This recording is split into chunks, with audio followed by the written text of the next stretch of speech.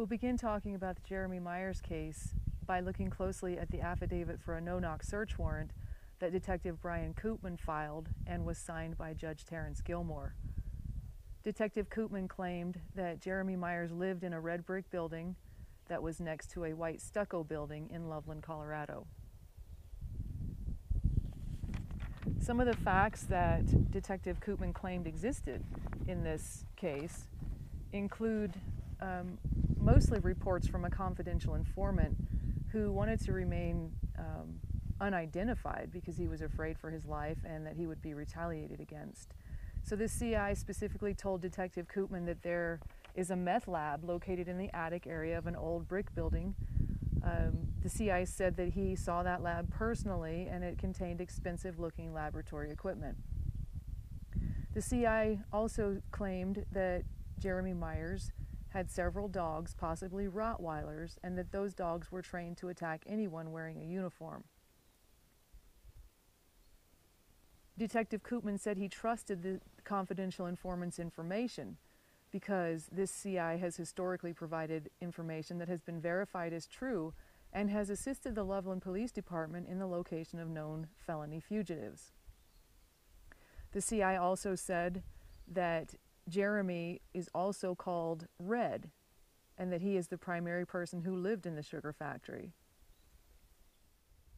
At the time of the raid on the Myers property, the Detective Koopman had been using video surveillance cameras in at least 3 locations around the property for a number of months, between 1 and 4 months.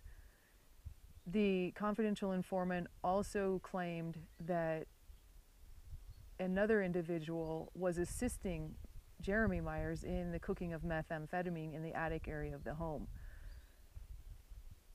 The other information that Detective Koopman used to secure this no-knock search warrant was he claimed he found gun targets inside a trash can. This trash dumpster that Detective Koopman obtained items from was accessible to the public. It was in along a driveway next to businesses, a number of homes, and Jeremy Myers was not the only one who used this dumpster. So some of the things that Detective Koopman used to claim that there was a meth lab inside this building were plastic bottles and some blue shop towels. And then he found a stem of a plant. And all of those items that he claims is proof of a meth lab, of course, you can find in your own trash can or in any trash can. So that was the best evidence he had from the trash. Detective Koopman also claimed he found some orange target spots that are commonly used on shooting targets for sighting in a rifle scope. The records and official documents in the Jeremy Myers case show that Jeremy Myers did not even live at the sugar factory at the time of the no-knock raid, and that Jeremy Myers was never known by the name of Red. The attic that is located in the historic building where Detective Koopman claimed that Jeremy Myers was operating the meth lab is nearly inaccessible. The attic is filled with, first of all, rafters. The only way you can move about the attic is by balancing on the rafters. The Great Western Sugar Factory stored a large number of their ledgers in the attic space, and those ledgers remain to this day. There is probably 3 or 4 decades worth of dust on these materials, and it's obvious that there's nothing has been disturbed for decades in the attic, and the windows in the attic obviously point toward the police department. There were never curtains on those windows, and so it would have been easy for anyone to see if there was lights late at night operating anything in that attic space.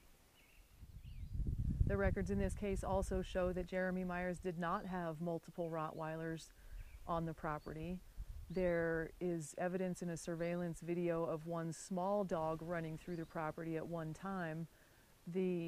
Jeremy did own a Rottweiler in previous years to the bust, but that dog had been dead for a number of years before this no-knock raid. The gun targets that Detective Koopman claimed he found in the trash were actually orange markers that were used for practicing his bow, shooting his bow and arrow. So the marks on those orange targets were clearly from arrow heads and not from ammunition from a gun. Detective Koopman also says in his affidavit that he noticed multiple vehicles making short-term stops at all times throughout the day and the night. And it's important to note that Amalgamated Sugar continues to operate a sugar factory on the same property as the Myers buildings. So the vehicles that were coming and going were employees of a legitimate business that share the same driveway as the Myers. Detective Koopman claims that the confidential informant said that Jeremy Myers had fired his shotgun at him in the past, but the CI said he was not hit by that shotgun firing. So a couple questions that most people are wondering at this point is, if you were a confidential informant and you were shot at, you would expect there to be a record of that, or you would expect that your involvement in the case would cease due to the danger of your own life. Detective Koopman claimed he found a large amount of meth on the property. However, the now infamous jar of sugar that Detective Koopman claimed was meth was found in a building that did not belong to the Myers. The white stucco building where the white substance that turned out to be sugar was found is actually the property of Amalgamated Sugar Company. Jeremy Myers explains that he has never been known by the nickname of Red. He did not know the individual the confidential informant claimed was assisting in making the meth in the attic. The property that is owned by Jim Myers, the Great Western Sugar Factory historic property, has had repeated issues with trespassers.